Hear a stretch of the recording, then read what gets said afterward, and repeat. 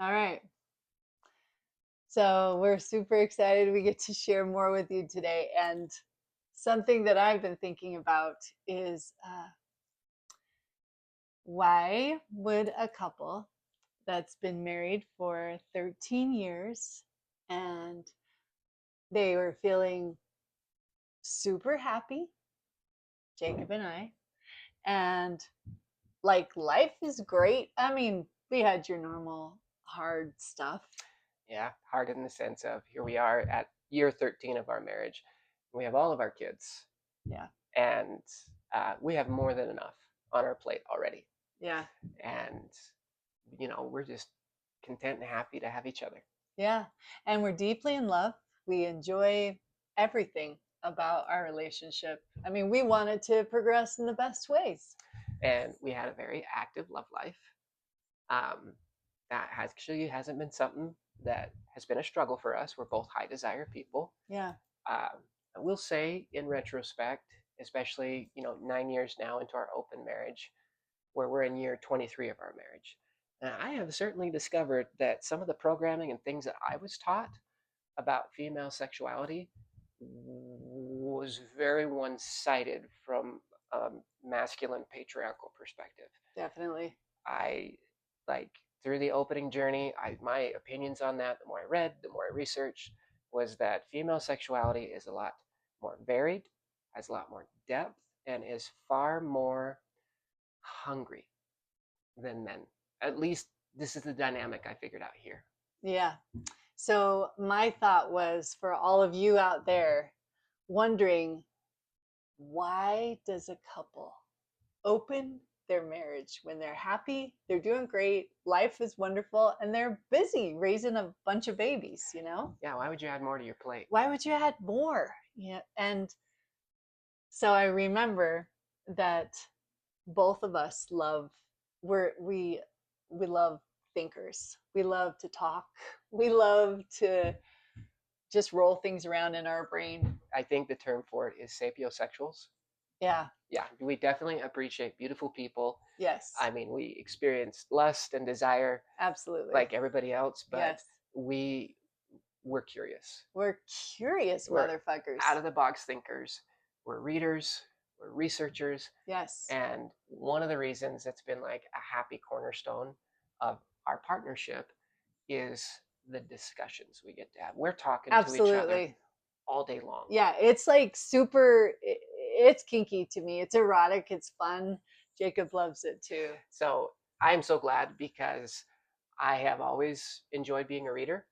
I love researching. I was the guy that if we were at church on Sunday and it was testimony meeting and people are kind of dozing or asleep and folks are saying the same thing over and over again, um, you know, He'd make the best comments. so I would be the person that if like you see that guy walking up to the stand, you elbow the other person. You're like, oh, whatever's going to happen, it's going to be interesting. It's probably going to be weird. Yeah. That was me. Okay, so and we loved to share the tea. If there was anything fun or exciting or different happening in the world or that we figured out in church religion or going on, we love to share it together. So Jacob comes across this KSL article about swingers I did. here. And it used to be in a place that we used to live or around that area. Yeah, it would be like here in Utah, that area is known as like the point of the mountain. And like the popular TV show, The Secret Lives of Mormon Housewives, kind of also takes place in that area, like in the Salt Lake Valley and the Highland area, uh, all of that stuff. So I read a news article and I like to share everything that I read and research with my best conversation buddy. So I come home and I'm like, Rachel, I just read this stuff today. Yeah. How? How does this and work? why? Like these active LDS people that have gone through the LDS temple and gotten all of their endowments and made their covenants. And one of those covenants in particular is that you shall have no sexual relations except with your husband and wife to whom you're legally and lawfully married. I'm like, how are these people um, going out and enjoying these activities? And I had no idea what that meant. You don't know what you don't know, so your imagination can cook up all kinds of things, and all you have to fall back on are things that you've seen in media and movies and TV shows.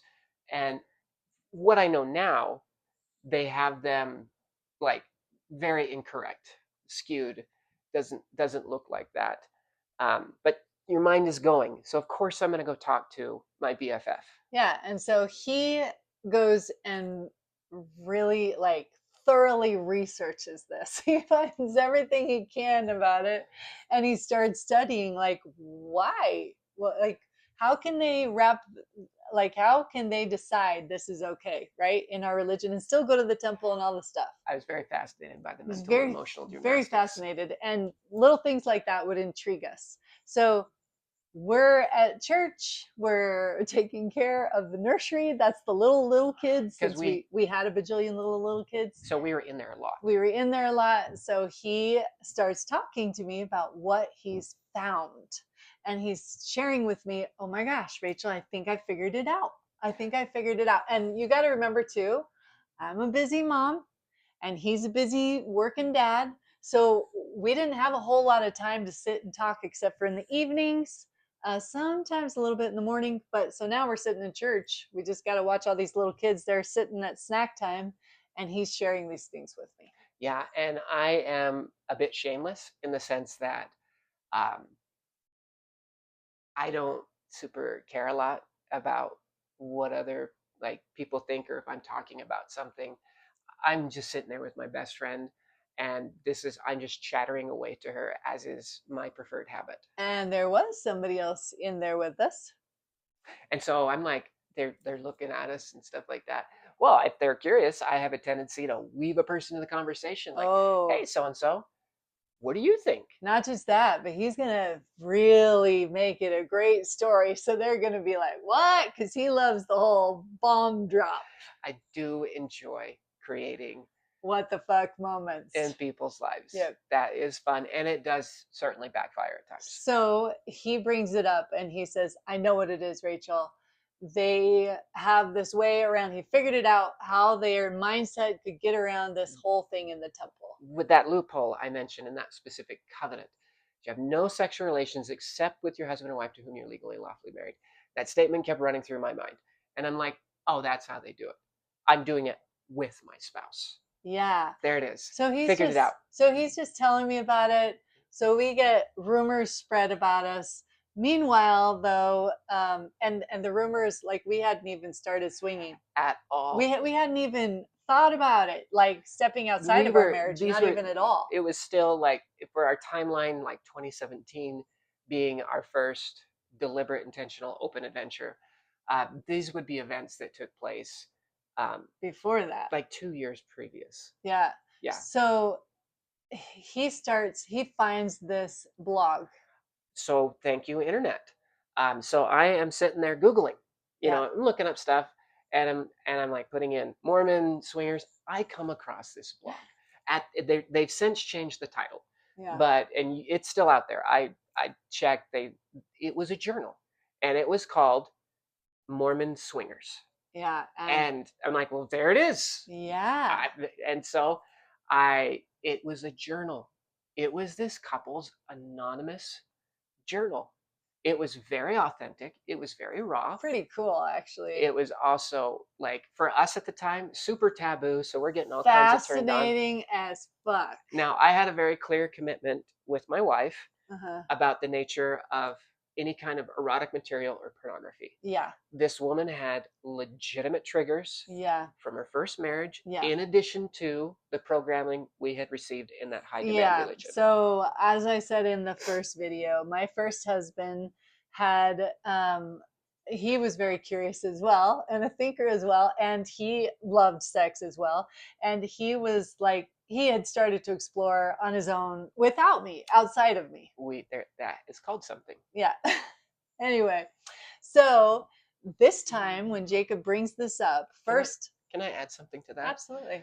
He had told her, like when his indiscretions, and there were many of them, came out, and he also did Darvo, where he like deny, attack, reverse victim offender, where he puts the blame on his extramarital activities onto Rachel. I'm not sexual enough. That's what he said. And so she steps into our marriage determined to overcome that. like Yeah. afraid that the blame is on her Yeah. for not having been enough. And society tends to do that to Yeah. women, Yeah. right? Very afraid that I wasn't sexual enough, which is so funny to me now. Um, That is pretty heartbreaking to me. it is pretty It, heartbreaking. it was heartbreaking to me from the very beginning when my Yeah. best friend told me this is what happened. Yeah. Well, I mean, it's his loss, dude.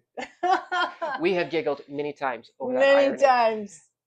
It's So, very ironic. okay, so throughout our marriage, um, I would look at pornography 5 times. I worked on the internet a lot. 4 were just accidents. In And other words, it just wasn't, he was just really good to me so and to I himself. I would go and tell her every time this happened Yeah. because I would rather like she know that from me. I was looking for long-term trust. And yes, she was deeply triggered each time. Hmm. And yes, I was completely transparent with her. Okay, and moving back to, he finds this KSL article, which leads him to the blog. So then we're curious and we're talking about the blog and we're like, whoa. And we were at that time looking outside of religion. We were looking more like we were learning that we'd been lied to in our religion. There were lots of parts that have been kept out, and we were not. I was feeling quite frustrated. Jacob was too, and he was doing his own research, and then he'd share things with me, and I was doing my own research, and I'd share things with him.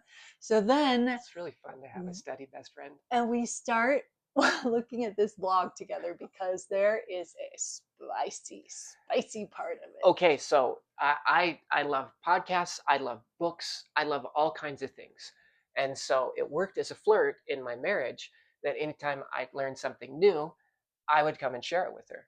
Right. And if anything had to do with any kind of eroticism or sexuality, just knowing her and what the triggers were, I would make sure that if I had looked at anything, even if it was just like this woman, I would go to the library and check out books. I'd like fantasy novels, and there would be this like risky heroine on the cover. She would get bothered thinking that there was like a whole bunch of sex scenes or something in this book. Totally. And she was disappointed. I just show her. I'm like, well, you want to read it with me? And then she'd be like, well, okay. So if it had anything to do with that, triggers there, definitely have I would triggers. I would make sure to go and talk to her first. So when I come Yeah. across this blog and I start previewing it, Yeah. I stop. I'm like, if I'm gonna go any further, I'm gonna first talk to Rachel. So he shares it with me. So we're like going through it and it's super spicy. And if Like anybody, it's rad and very fun and really fun to read because it was entertainment. Like we had never, like we'd both been very all the way into our faith. We would not even thought of like committing adultery, as the Bible said, but having any relationships outside of he and I, we wouldn't have even thought of, like, the thoughts just didn't even entertain our mind in any way, shape, or form. I would like to add to that because you did say in our first video when we talked about our time with Jennifer's course, Yeah. you began disclosing to me what your fantasy brain had been doing. Yeah. Just about every time we made love. Yeah, but that was like, I felt like that was okay right there. They were like movie stars, people that I would never have anything to do with. And it was in my mind. And it was usually when we were making love or when I was pleasuring myself, which I really didn't do hardly at all because that's taboo in the Mormon religion. It took a little while to help her feel good with that. Yeah, I didn't think that was right or good. I had mostly done that sometimes when I was younger, but just wasn't okay. So all right, about this blog, and I have wanted to personally thank this couple many times. Now they posted anonymously. It was so brave of them. Yeah. And it was mostly authored by her. And now he would chime in and stuff like that. But not only was it a journal about their sexual adventures and their dates and things like that, as I read, it was also a journal account of their faith transition. Yeah. So there was layers to this. Yeah. And so I would go to work and I would, like, when I had a spot, I would read something and then I'm like, oh gosh, that was hot. And I would be like, well, I'm going to go home and tell Rachel. And so he'd come home. And so we go through this blog and it was very spicy and it was very fun. And it was like our minds were blown. we couldn't believe that people that were in the same religion as us somehow had felt that it was okay to do these naughty things. But at the same time, we're like, damn, Not only super naughty, that's really fun. Like, the, that's super spicy and erotic. And as we're transitioning out more and more, I'm thinking, why didn't I think of that? Like, why didn't I think of doing something like that? Why didn't I think of sitting in a hot tub with the elders quorum president and getting a little flirty and then a little more flirty? I'm pretty sure this blog still exists. So if you reach out to me, I can probably send you the link. I think they took that part out of it. No, what they kept everything in it. Oh, They just renamed it to Swingers in Love. yeah, You know, because that part was labeled really funny. I can't remember. I don't know if it you was did. funny. Anyway, so that is pretty much where, like, how we even got to the thinking part of opening our marriage. Because I'm telling you, for this girl right here, even though this guy was researching and he thought it was fun and cool, it was like a fuck no for me. I'm happy, I'm great, but he was super curious and he was like, interesting. And we're learning that, wait, this religion that we've been told is like da da da da da, there's so many parts that have been left out and that we've been lied to about, and we started learning that more. And I'm thinking, wait, so what else is possible? Maybe we could actually do more naughty things than we've been told. And he was thinking the same thing, I think. So I was also measuring her reactions. So when we would read one of these blog posts, or there was also books I was reading, like Dr. Christopher Ryan's Sex at Dawn, or I got a copy of The Ethical Slut, Yeah. or I was starting to get books like She Comes First.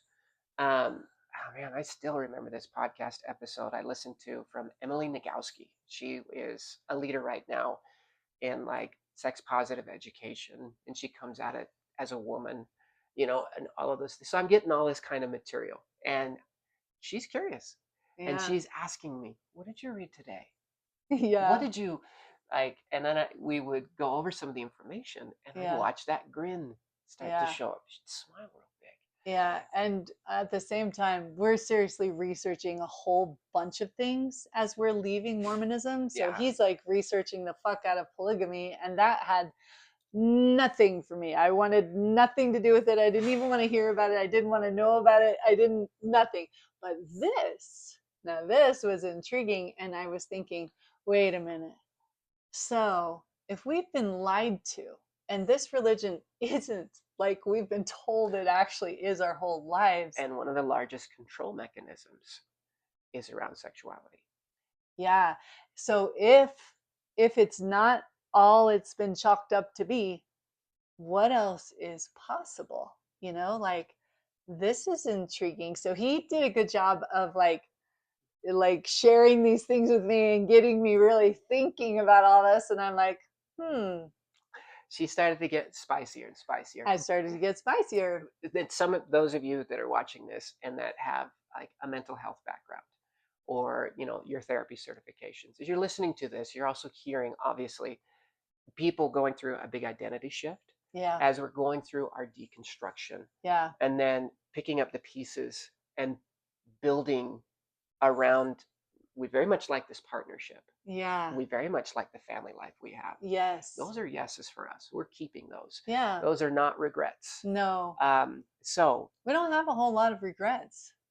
no, I mean there's some, but at least not so much in this area. I mean, I even felt like we could take everything we gathered from religion that helped make us us, and we could just add to it. We would just be going a different route because now, holy shit, so much more is possible. Well, that's called spiritual sovereignty. Yeah. But it also, like, when you step into that, you're also assuming greater responsibility. Yeah. Anyway, and there were other pieces and other books. Like as a homeschooling family, we put a real high priority on critical thinking, Yeah. checking original sources, and discussion. Yeah. So what I wanted to say too is that, so here we're reading this spicy blog. Rachel's getting all these ideas. Jacob's getting all these ideas. And Jacob, meanwhile, starts researching swinger stuff, right? Everywhere. Yeah. And he's like, huh.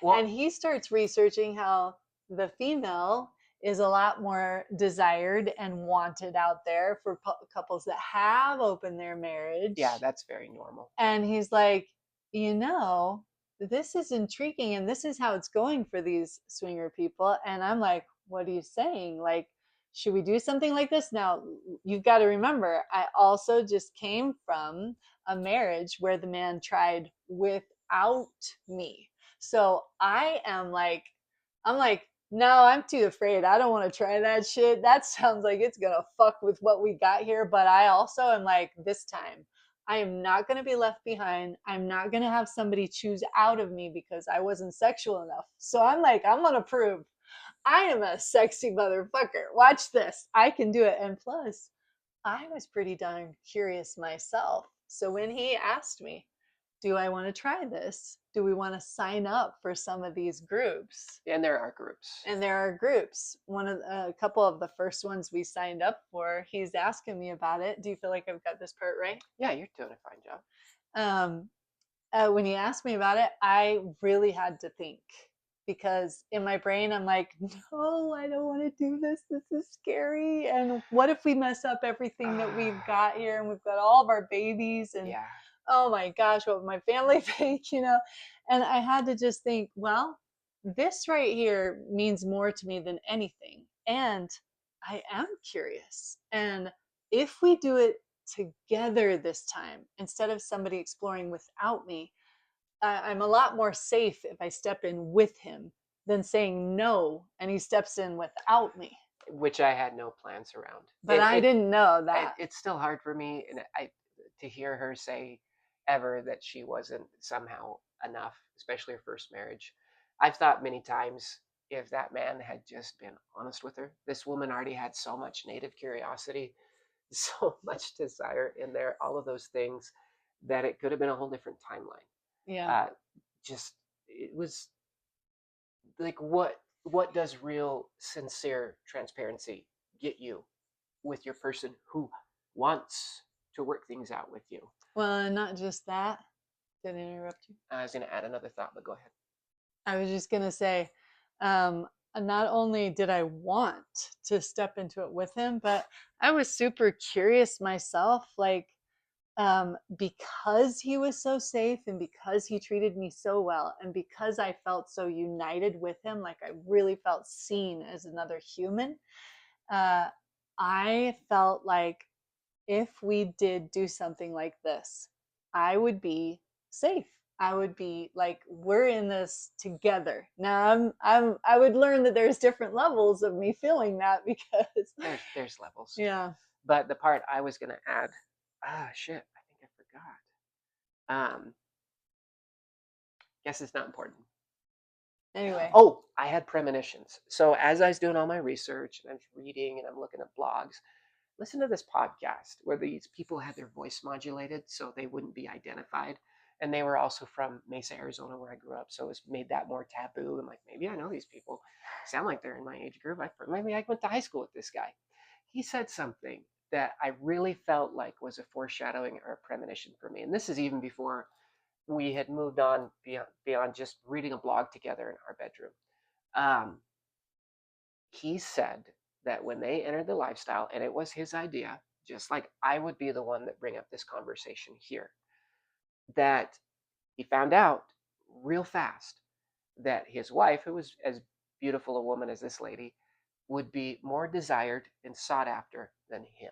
That it seemed to be a very female-centric culture with the women in the lead and stuff like that.